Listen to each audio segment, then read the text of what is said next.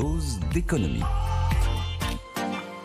Comme tous les jours, notre docteur de l'économie, Nicolas Dose, prend les manettes de Tout pour investir. Bonjour Nicolas. Bonjour. Nous allons parler de la course aux économies. Tiens, ça faisait longtemps qu'on n'avait pas parlé avec vous. C'est le début, c'est la suite, c'est pas fini. Elle s'accélère à Bercy, cette course, pour trouver les nouveaux milliards nécessaires. On apprend que l'apprentissage va être touché. Dites-nous Nicolas ce que prépare le gouvernement. Tout simplement de couper dans les aides publiques que l'État verse aux entreprises qui font appel à un apprenti. Donc on va être très précis parce qu'on n'est pas en train de mettre fin au dispositif, mais de l'amputer. Donc un décret se prépare pour le 1er mai, mettre fin à l'aide qui peut atteindre jusqu'à 6 000 € lorsqu'une entreprise embauche un alternant de moins de 30 ans en contrat de professionnalisation. C'est important de bien préciser que ça concerne la prime accordée pour l'embauche d'un alternant de moins de 30 ans en contrat de professionnalisation, c'est-à-dire en fait ceux qui sont à la fois en formation dans un institut de formation et à la fois en formation pratique dans une entreprise. Cette prime à l'apprentissage est totalement maintenue à 6 000 € pour les apprentis de formation initiale. Je précise parce qu'on a l'impression qu'on met fin au dispositif. Ça n'est pas le cas. Donc les contrats de professionnalisation, si on prend les chiffres de la DARES du mois de janvier 2024, du début de l'année, on en avait 91 000. Oui. C'est pas rien 91 000, non. Mais sur pratiquement 1 million d'apprentis, c'est quand même, ça reste minoritaire. On était à peu près à 116 000 contrats de ce type-là en 2023, d'après les mêmes chiffres.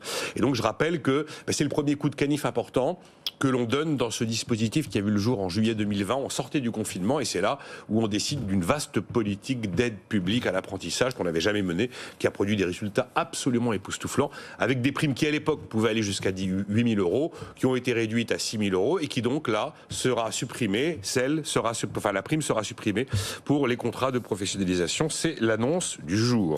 Bon, aide généreuse qui ont quand même encouragé beaucoup d'entreprises à se tourner vers l'apprentissage. Néanmoins, est-ce que vous trouvez que ces coupes dans ces aides à la formation sont justifiées ? Ma réponse est non. Franchement, ma réponse est non. Ça fait des années que la France se disait comment faire décoller l'apprentissage. On a lancé une politique dédiée à l'apprentissage, on y est parvenu. Ça fait des années qu'on se dit qu'il faut investir vraiment dans la formation des jeunes. C'est ce qu'on fait.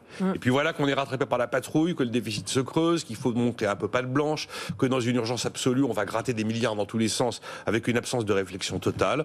En réalité, on va demander au ministère du Travail de supprimer 1,1 milliard d'euros de crédit. Je ne sais pas, on a le 3e taux de chômage le plus important de la zone euro.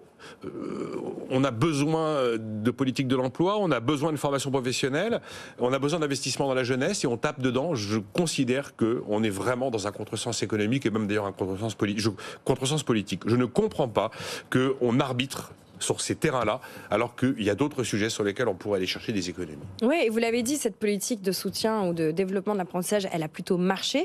Alors pourquoi, dans ce cas-là, Bercy s'attaque à un truc qui a marché ? 2 raisons. D'abord, ils sont morts de faim, donc ils courent après le moindre euro d'économie dans un état d'urgence absolue. Là, c'est branle-bas de combat à Bercy. Les notes s'empilent sur le bureau de Thomas Cazenave, des notes dans des feuillets bleus, une par une, ils vont commencer à regarder où est-ce qu'on peut aller chercher des économies. C'est un travail de fourmi. Mais là, on voit quand même, on tape dans quelque chose qui fonctionne et qui pendant des années n'a pas fonctionné. Il y a un moment, les choses m'échappent. Ouais. Il y a des choses qui ne fonctionnent pas en France qui pourraient mériter d'être regardées à la loupe. Alors après, je vois bien la logique de Bercy. C'est vrai que ça a tellement bien marché finalement ce dispositif de l'apprentissage qu'il a fini par atteindre une facture astronomique. Ouais. On avoisine à peu près les 20 milliards d'euros à l'année. C'est un montant absolument énorme. Et on s'est rendu compte qu'on avait visé très large, alors on avait créé des effets d'aubaine un peu dans tous les sens.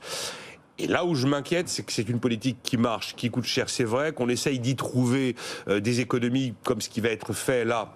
Pourquoi pas, mais je crains que ce ne soit qu'un début. Objectivement, l'annonce du décret, là, qui va concerner à peu près, on va dire, 100 000 contrats d'apprentissage, de professionnalisation, il n'est pas en train de tuer le dispositif. Oui. Mais malheureusement, je redoute que ce soit un début et que d'autres mesures suivent, parce que c'est facile d'aller récupérer des crédits sur l'apprentissage.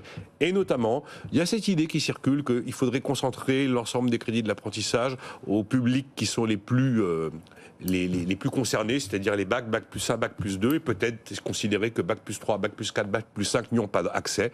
À ce moment-là, là, ce sera vraiment très restrictif. Donc voilà, j'ai un peu de mal à suivre quand même la logique de Bercy, même si je vois très très très bien la course aux milliards qui est effrénée actuellement. Bon, en tout cas, c'est un des dossiers sur la table, vous l'avez dit, de Thomas Cazenave. On verra si effectivement ça sera mis en place, cette volonté de raboter. Là, le décret, visiblement, c'est parti. Bon, ce rabotage qu'on analysera. Voilà. Merci beaucoup, Nicolas Dose, dont la chronique est à retrouver en podcast et en replay d'ici quelques secondes sur notre site et l'application BFM Business. Et vous le savez, comme l'ensemble des chroniques de Nicolas, sur YouTube, pour que vous aussi vous participiez à la discussion, à la réflexion, donniez votre avis sur cette course aux économies et est-ce que c'est une bonne idée de s'attaquer à l'apprentissage, on le rappelle, spécifiquement aux embauches, aux contrats de professionnalisation des plus de 30 ans.